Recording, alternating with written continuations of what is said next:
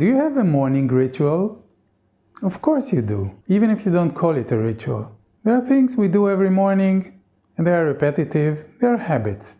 You get up, you get dressed, maybe you make your bed, maybe you make some coffee, you drink your coffee, you may brush your teeth, you may look at your phone, and you probably have a habitual place in your phone where you look first. The morning is a very good time to create this kind of sequence of happy, healthy habits. Maybe you manage to meditate every morning, do some exercises, do some mindful work, or maybe your morning is hurried, stressed, and prepares you for a stressful, busy day.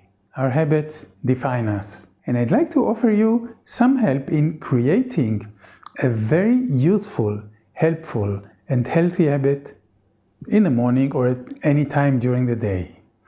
A habit of mindful movement.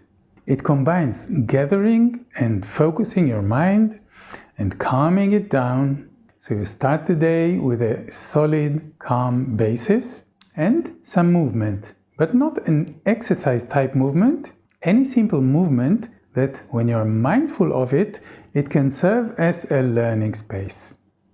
A space in which you improve your movement, your way of using your body from day to day. Just by entering again and again this learning space of moving mindfully.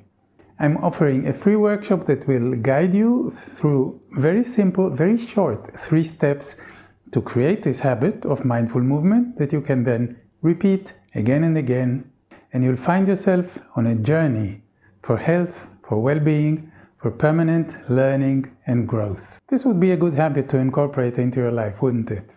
Join me on May 22nd for this free workshop and start applying this habit in your life every day.